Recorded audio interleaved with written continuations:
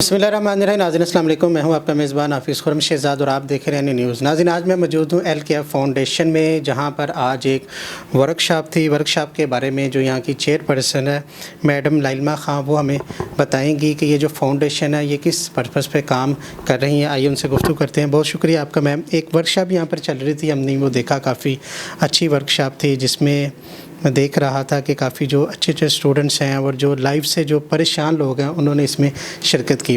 Workshop के बारे में बताइएगा, फिर LKF फाउंडेशन जो काम कर रही है उस हवाले से।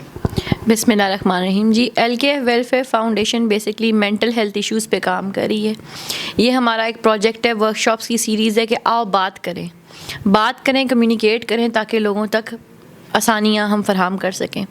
बेसिकली LKF वेलफेयर फाउंडेशन में हमारा मकसद है कि जो बच्चे, स्टूडेंट्स या जो ऐसे हैं सफ़ेद पोश लोग जो बहुत एक्सपेंसिव थेरेपीज़ नहीं अफोर्ड कर सकते, उन्हें नॉमिनल चार्जेस पे वही फैसिलिटीज़ प्रोवाइड की जाएँ।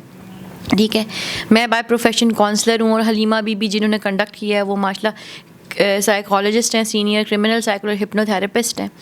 और LKF वेलफेयर फाउंडेशन की बुनियाद मैंने अपने बेटे अवाब महमूद की वजह से लगाई, क्योंकि वो डायग्नोज हुआ से आज से 10 साल बल्कि आज से 12 साल पहले ऑटिज़म से। और सुबह जो LKF वेलफेयर स्कूल है वो अंडर प्रिविलेज बच्चों के लिए यूनिफॉर्म की सहूलियात और थेरेपीज़ फ्री प्रोवाइड करता है। ठीक है, हमारे पास 20 से 25 बच्चे हैं इस टाइम, और हम मंथली फ्री कैंप करते हैं। हर मंथ हम फ्री कैंप करते हैं। ओवरऑल पाकिस्तान पंजाब में अब तक हम 7000 पेशेंट्स देख चुके हैं डिफरेंट कैंप से। मकसद ये है कि शाम में हमने क्लिनिक बनाया है जिससे फ़िज़ियो का और जिस्मानी और जहनी अमराज को कवर करें। ये हमारा मकसद है कि लोग के वसाइल की कमी की वजह से उनका इलाज रह ना जाए और उनकी खुददारी भी मजरूना और सफ़ेद तोश तबके को उस लेवल पे हम प्रोवाइड अच्छा चीज़ कर सकें जो उनकी पॉकेट्स पे बोझ ना बन सके। अच्छा मैम, हमने ये देखा, ये जो फिज़ियोथेरेपी है, यहाँ जो मेंटल बच्चे हैं, अगर इनका हम इलाज करवाना जाए जो सरकारी हॉस्पिटल में जाते हैं, जैसे चिल्ड्रन हॉस्पिटल है, तो वहाँ पर एक तो पैसे का तो ज़िया होता है, उसके अलावा इंसान के वक्त का भी ज़िया बहुत ज़्यादा हो जाता है। तो यहाँ पर ये अगर प्राइवेट हॉस्पिटल की सहूलत मिल जाए, इतने अच्छे उनको वो डॉक्टर मिल जाए, तो उसमें ये है कि ये काफ़ी एक्सपेंसिव नहीं हो जाता कि यहाँ फिर आप वहाँ उनको फ्री इलाज मुहैया करते हैं। जो अफोर्ड नहीं कर सकते उनको हम फ्री। और एक चीज़ मैं आपको ऐड करूँगी कि गवर्नमेंट भी अपना रोल प्ले बहुत अच्छा कर रही है, लेकिन गवर्नमेंट के ऊपर लोड ही इतना ज़्यादा है। अगर हम जैसे लोग उनका लोड शेयर करते हैं तो इसमें कोई बुराई नहीं है। और यहाँ पे जो अंडर प्रिविलेज्ड हैं, यानी जो बेचारे नहीं अफोर्ड कर सकते, उनको फ्री देखा जाता है। और जो अफोर्ड ज़्यादा नहीं कर सकते उनको, मैंने आपको बताया, बड़े मुनासिब उनके साथ चार्ज किया जाता है ताकि सबको सहूलत मुस्तफ़ीद हो सके। That's it. अच्छा, ये जो एक जिस तरह हम नॉर्मल हैं, इस तरह जो बच्चे हमसे जो चंद कदम पीछे रह जाते हैं, इनको क्या नाम है, टाइम देना, इनको जो डॉक्टर ने देखना, ये एक खिदमत खलक भी है। तो आप जो लोगों को प्रोवाइड कर रही हैं, ये खिदमत खलक भी कर रही हैं, तो इसमें फ़ंडिंग कौन कर रहा है? साथ में अपने आप से ये कर रहे हैं? फ़ंडिंग अल्लाह ताला करा रहा है। फ़ंडिंग माशाल्लाह मेरी फैमिली, मेरे हस्बैंड, उनके दोस्त और माशाल्लाह डोनर्स हैं जो मेरे क्लास फेलोज़ हैं, मेरी टीचर्स हैं, एजुकेशनिस्ट हैं। देखिए, तिनका दरिया बनता है। ये अल्लाह ताला से तिजारत कर रहे हैं, इसमें फ़ंडिंग खुदा खुद मतलब मनसूबुल इसबाब है और सबब बनाता है। और अभी गवर्नमेंट से माशाल्लाह ये रजिस्टर्ड है, NOC है इसकी, लेकिन अभी तक हमने कोई इंटरनेशनल फ़ंडिंग नहीं ली। लेकिन मैं चाहती हूँ कि लोग एक एक बच्चे की कफ़ालत भी पकड़ें, तो 20 बच्चों के कफ़ील एक एक बंदा बनता है, तो अल्लाह खैर करेगा इंशाअल्लाह ताला।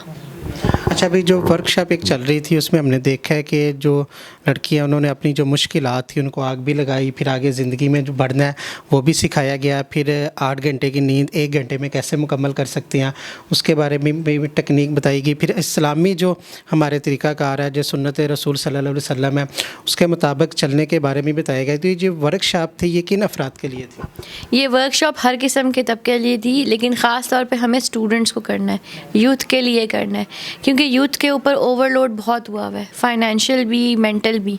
तो उन बच्चों को रिलीफ़ के वो सेल्फ़ मोटिवेटेड कैसे हो सकते हैं और अपने आप को ऑटो रिलीफ़ डिप्रेशन से कैसे कर सकते हैं, क्योंकि डिप्रेशन एक मायूसी है और मायूसी तो हमारा तवक्कुल है, कुफ्र है। सो उनके लिए मेरा है टारगेट के। आज की ये जो वर्कशॉप थी, जो डिप्रेशन का शिकार अफराद, उनके लिए थी ये? जी बिल्कुल। मैं बाय प्रोफेशन काउंसलर हूँ, वो क्लिनिकल साइकोलॉजिस्ट हैं हलीमा। तो हमारा मकसद है कि जिनको थेरेपीज़ चाहिए या जिनको है वो एंजाइटी انگزائٹی ڈپریشن کے لیے ہم سے رابطہ کر سکتے ہیں. ایک میم ہم نے یہ بھی چیز دیکھی ہے کہ یہ جو اسیب وغیرہ ہوتے ہیں، جو سایہ ہوتا ہے، بعض افراد کو نہیں ہوتا لیکن مینٹلی طور پہ وہ ان کو محسوس کرتے ہیں. اگر ہم کسی عالم کے پاس جانے کے بجائے جیسے لوگوں سے رابطہ کریں تو کتنے فیصد چانسز ہے کہ بندہ ریکور کر جائے؟ میں کہتی ہوں کہ 90% چانسز ہے ریکور. یہ مائنڈ سیٹ کی بات ہے. انہیں اویئر اور ایجوکیٹ کرنے کی ضرورت ہے. میں کسی فرقے کے اگینسٹ نہیں ہوں. دوا کے ساتھ دعا کی ضرور ہوتی ہے. قرآن شریف کا ایک اپنا رول ہے ہماری زندگیوں میں. ہم آیتیں سنیں اور اس سے بھی ریلیف ہوتا ہے ڈیفینیٹلی، بٹ دوا کی بہت ضرورت ہے اور گائیڈنس کی ضرورت ہے. یہ صرف گیم آف نروز ہوتا ہے. تو ہم 90% مجھے یقین ہے کہ ماشاء اللہ مستفید ہوتے ہیں لوگ. لاسٹ میں دیکھنے والے کو آپ کوئی ٹوٹکا دینا چاہیں جو ڈپریشن کا شکار ہیں، وہ اپنی لائف کو کیسے بڑھا سکتے ہیں تاکہ وہ آپ کے پاس آئیں؟ میرا ایک ہی موٹیو ہے کہ مایوسی گناہ ہے اور turn your disability into abilities. جو بندہ نفسیاتی طور پہ بھی پریشان ہے وہ اپنے آپ کو ڈسیبل. سو ایوری بڈی اسپیشل. سو مایوس نہ ہو، کیونکہ ہر مشکل کے بعد اللہ تعالیٰ نے کہا آسانی ہے. اور حضرت علی کا قول ہے، میں نے اللہ تعالیٰ کو اپنے ارادوں سے ٹوٹنے سے پہچانا. سو مایوس نہیں ہونا، ڈس اپوائنٹ نہیں ہونا. آؤ بات کریں، آؤ ہم موجود ہیں، ہم سے بات کرو. یہ میرا میسج ہے سب کے لیے. جو یہاں پر بچے اسٹوڈنٹس آتے ہیں وہ زیادہ تر کس لیول کے اسٹوڈنٹس آتے ہیں؟ کچھ تو مینٹلی طور پر وہ ٹھیک نہیں ہوتے ہیں، کچھ معذور افراد ہوتے ہیں، کچھ کی آئز کا مسئلہ ہوتا ہے، ٹھیک ہے.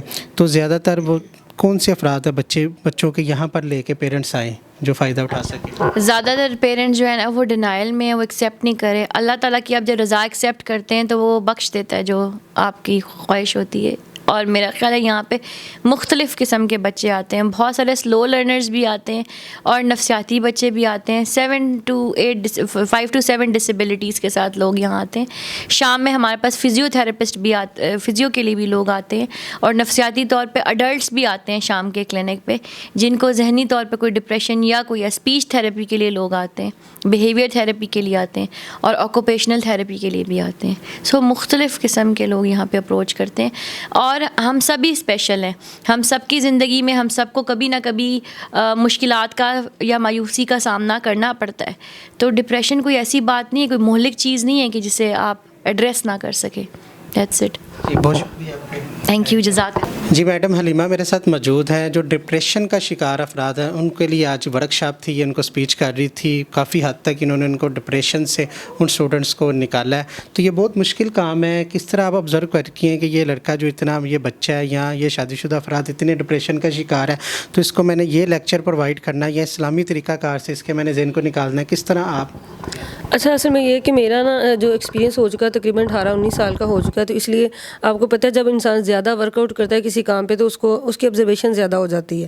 تو مجھے جب کوئی شخص میرے پاس آتا ہے تو پہلے تو ہماری آبزرویشن ہی ہوتی ہے، لیکن اس کے بعد ہوتا یہ کہ ہمارے پاس کچھ ٹیکنیکل ہوتے ہیں، فارمولیز ہوتے ہیں.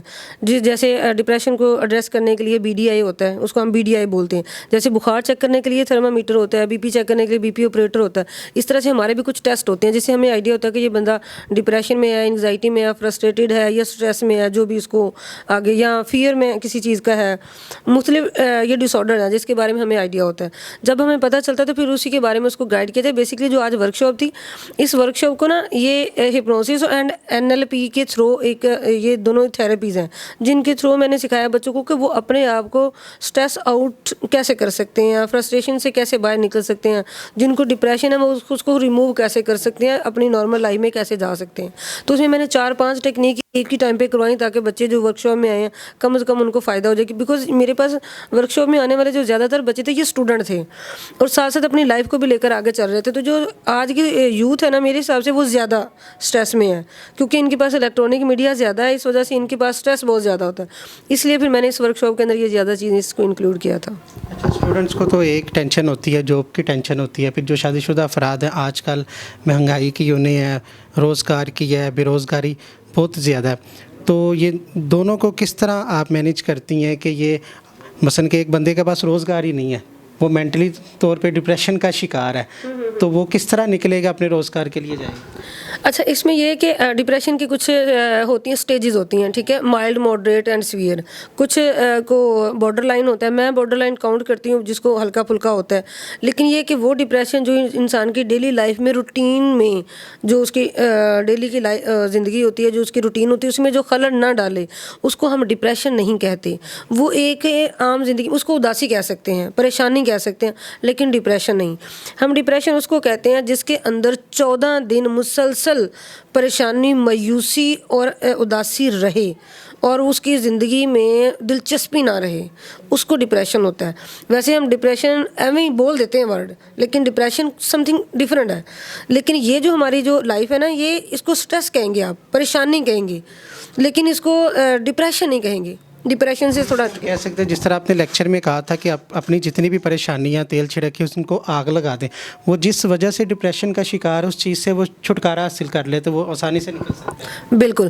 اچھا اس میں نا جو میں نے ٹیکنیک جس طرح کروائی تھی نا کہ پریشانیوں کو اکٹھا کریں, پوٹلی بنائیں, جمع کریں, اس کے اندر پیٹرول چھڑکیں اور اس کو آگ لگا دیں. مطلب کہ اس کو پریشانی جاب کی نہیں ہو رہی ہوتی اس ٹائم پہ اس کو جو پریشانی وہ فیل کر رہا ہوتا ہے وہ یہ ہوتا ہے کہ جو اپنے ارد گرد کے لوگوں کی جو باتوں کو فیل کر رہا ہوتا ہے کہ کسی کے گھر میں راشن نہیں ہے, بیوی کچھ کہہ رہی ہے, بہن کچھ کہہ رہی ہے, ماں کچھ ظاہر ہے شادی شدہ لائف میں یہ بڑی چیزیں ہوتی ہیں. پھر وہ ان باتوں اور ان چیزوں, ان پریشانیوں کو وہ ختم کر کے مطلب کہ وہ آگ لگا رہا ہوتا ہے. تو جب وہ آگ لگاتا ہے تو وہ ریموو کرتا ہے ان چیزوں کو, تو پھر دوبارہ فریش ہو جاتا ہے. فریش ہوتا ہے تو وہ اپنے کام کے لیے نکل سکتا ہے. جی ناظرین, LKF فاؤنڈیشن میں ہم موجود تھے جہاں پر ڈپریشن کے جو شکار افراد ان کا علاج کیا جاتا ہے, فزیو تھراپی یہاں پر کی جاتی ہے. یہاں پر جو ڈسیبل بچی ہیں ان کو یہاں پر فری تعلیم بھی مہیا کی جاتی ہے. تو آپ اگر یہاں پر رابطہ کرنا چاہیں, کوئی بھی مسئلہ مسائل ہے آپ اس کو حل کروانا چاہیں, تو یہ اسکرین پہ نمبر آ رہا ہے, آپ میڈم سے رابطہ کر سکتے ہیں. یقیناً آپ کی جتنی بھی پریشانیاں یہاں پر دور کی جائیں گی. آج کا پروگرام آپ کو کیسا لگا کمنٹ سیکشن میں اپنے خیالات کا اظہار ضرور کیجیے گا. اسی کے ساتھ اپنے میزبان حافظ خرم شہزاد کو دیجیے گا اجازت. اللہ نگہبان.